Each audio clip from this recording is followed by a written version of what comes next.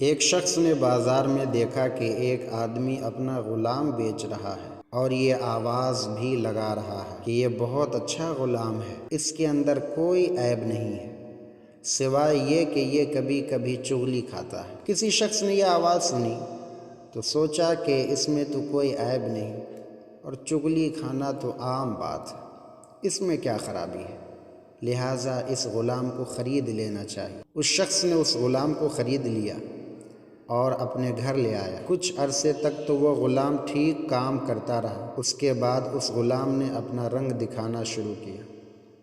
چغل خوری میں تو پہلے سے ہی ماہر تھا اور اب وہ اس کا تجربہ کرنا چاہتا۔ پہلے وہ غلام اپنے آقا کی بیوی کے پاس گیا اور جا کر کہتا ہے کہ آپ کے شوہر جو میرے آقا ہیں وہ کسی دوسری عورت سے ناجائز تعلقات رکھتے ہیں، اس کے پاس آتے جاتے ہیں، ان قریب وہ تجھے چھوڑ کر اس سے شادی کر لیں گے، اور میں تو آپ کا خیر خواہ ہوں اس لیے آپ کو یہ سب بتا رہا ہوں، لہٰذا آپ کسی کو یہ مت بتانا۔ یہ باتیں سن کر وہ بیوی بہت گھبرائی اور پریشان ہو گئی۔ پھر اس غلام نے اس کو پریشان دیکھا تو بولا، اس کا صرف ایک حل ہے اور میرے پاس ایک اچھی ترکیب ہے، اور وہ یہ ہے کہ جب تمہارے شوہر سو جائیں تو تم استرے سے ان کی داڑھی کے 1-2 بال کاٹ کر میرے پاس لے آنا، پھر دیکھنا کہ تمہارے شوہر تمہارے ہو جائیں گے، صرف تمہارے رہیں گے، دوسری عورت کی طرف نظر بھی نہ اٹھائیں گے۔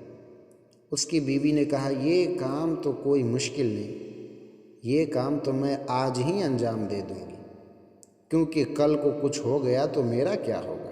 اس کے بعد وہ غلام اپنے آقا کے پاس آیا اور اس سے کہا کہ تمہاری بیوی کی دوسرے مردوں کے ساتھ ناجائز تعلقات، اور جلد ہی وہ تمہارا صفایا کر کے اپنے عاشق کے ساتھ ہو لے گی، اس کے لیے آج رات ہی آپ کو استرے سے ذبح کرنے والی ہے۔ اگر آپ کو میری بات پر یقین نہ ہو تو آپ جھوٹ موٹ کر سو کر دیکھنا، اگر اس نے استرے سے گلا نہ کاٹا تو مجھے کہنا، کیونکہ آپ میرے آقا ہیں اور میرا فرض ہے کہ میں آپ کی جان بچاؤں۔ جب رات ہوئی اور سونے کا وقت ہوا تو اس غلام کا آقا اپنے بستر پر گیا اور جھوٹ موٹ کا سو گیا۔ ادھر اس کی بیوی یہ انتظار میں تھی کہ کب اس کا شوہر سوئے اور وہ اپنا کام کرے۔ شوہر کو کہاں نیند آتی، لیکن دکھاوے کے لیے اس نے جھوٹ موٹ کا خراٹہ لینا شروع کیا۔ بیوی کو یقین ہو گیا کہ شوہر سو چکے ہیں، کیوں نہ اپنا کام کیا جائے۔ جیسے ہی اس نے استرا اس کے داڑھی کے قریب ہی کی تھی، اس کا شوہر فوراً جاگ گیا اور بیوی کو پکڑ کر کہا، اچھا تو مجھے ذبح کرنے والی تھی، غصے سے آگ ببولا ہو کر، اور اسی استرے سے اس نے اپنی بیوی کا گلا کاٹ کر مار ڈالا۔ جب بیوی کے گھر والے کو یہ پتہ چلا کہ شوہر نے ہماری بیٹی کا گلا کاٹ دیا ہے تو ان لوگوں نے اس کا بھی اس استرے سے گلا کاٹ کر ہلاک کر دیا۔